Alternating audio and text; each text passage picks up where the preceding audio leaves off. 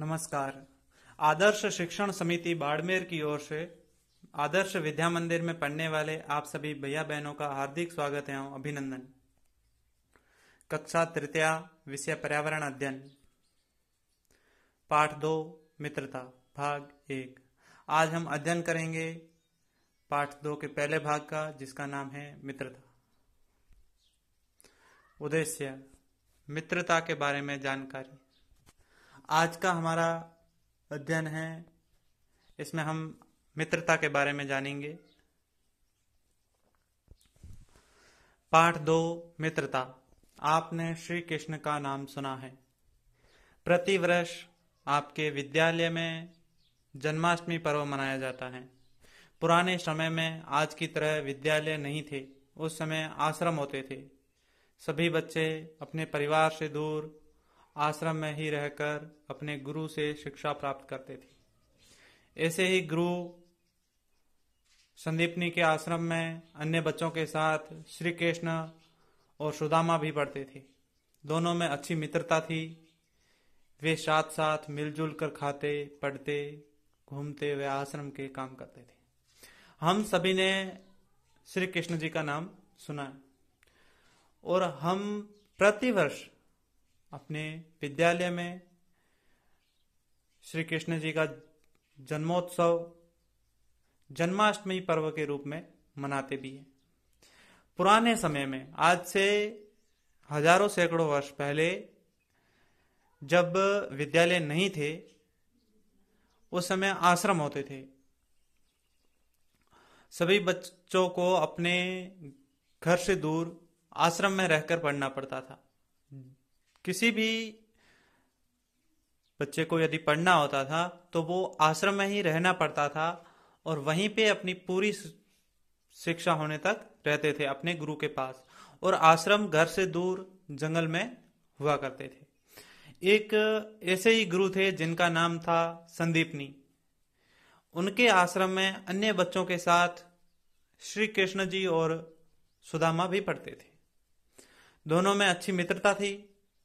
वे दोनों साथ मिलजुल कर खाते, घूमते, पढ़ते व आश्रम के काम करते थे। श्री कृष्ण जी और सुदामा में बहुत अच्छी मित्रता थी। वे साथ साथ खेलते, पढ़ते, घूमते, आश्रम के अन्य काम करते थे।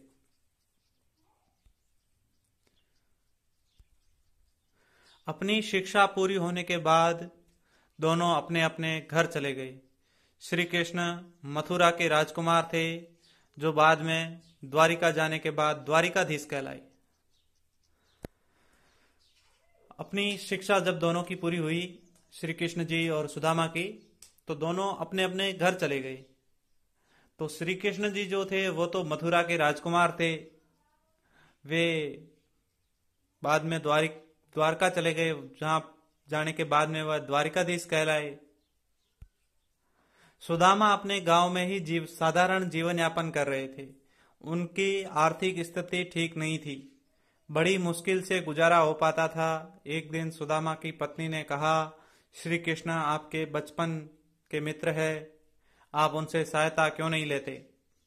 सुदामा कई दिनों तक पत्नी की बात को टालते रहे, पर पत्नी के आग्रह पर वे मान गए। तो सुदामा जो थे, श्री कृष्ण के मित्र थे, वे अपने गांव चले गए और गांव में ही साधारण जीवन यापन कर रहे थे। तो उनकी जो आर्थिक स्थिति थी वो कुछ ठीक नहीं थी। बड़ी मुश्किल से वे अपना और अपने परिवार का गुजारा कर रहे थे। तो एक दिन सुदामा की जो पत्नी थी, उन्होंने सुदामा से कहा कि श्री कृष्ण जी जो है वो आपके बचपन के मित्र है और आप उनसे सहायता क्यों नहीं लेते हो? सुदामा कई दिनों तक पत्नी की बात को टालते रहे, पर पत्नी के आग्रह पर वे मान गए। कई दिनों तक तो सुदामा पत्नी की बात को टालते रहे, लेकिन बार बार आग्रह करने पर वे अपनी पत्नी की बात मान गए। कई दिनों की यात्रा के बाद सुदामा द्वारिका पहुंचे, तो वहां का वैभव देखकर आश्चर्यचकित हो गए। श्री कृष्ण के महल पहुंचकर उन्होंने द्वारपाल से कहा, मैं श्री कृष्ण का मित्र सुदामा हूं और उनसे मिलने आया हूं, मुझे अंदर जाने दो। द्वारपाल ने आश्चर्य से सुदामा को देखा सुदामा के आग्रह पर उसने अंदर जाकर श्री कृष्ण को बताया। तो कई दिनों की यात्रा के बाद सुदामा जो है वो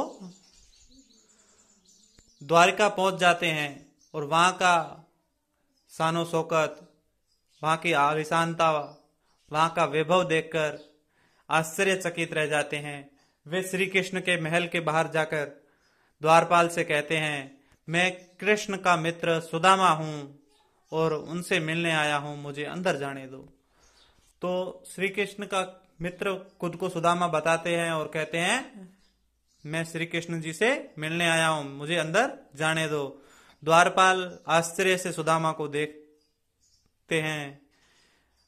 फिर सुदामा जब आग्रह करते हैं तो वो द्वारपाल जो होते हैं वो अंदर जाके श्री कृष्ण को बताते हैं कि बाहर कोई सुदामा नाम का व्यक्ति आपसे मिलना आया है। सुदामा का नाम सुनते ही श्री कृष्ण दौड़ते हुए द्वार तक आए और सुदामा को गले लगाया। सारे लोग मित्रता के इस अद्भुत मिलन को देखकर अभिभूत हो गए।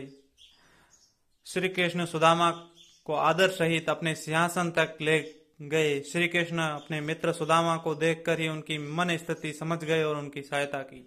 जब श्री कृष्ण जी ने द्वारपाल के नाम से सुदामा का नाम, द्वारपाल के मुंह से सुदामा का नाम सुना तो श्री कृष्ण जी जहां अपने सिंहासन पर बैठे हुए थे वहां से दौड़ते हुए द्वार तक आए, बाहर मैन दरवाजे तक आए और सुदामा को वहीं से गले लगा लिया।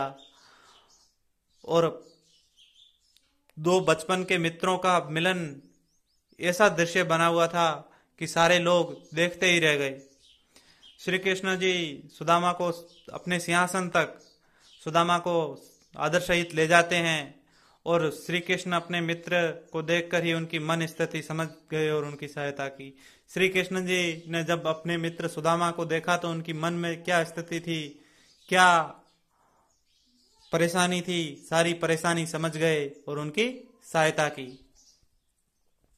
आज के इस वीडियो का हमारा गृह कार्य है 3 प्रश्न। यदि आपका मित्र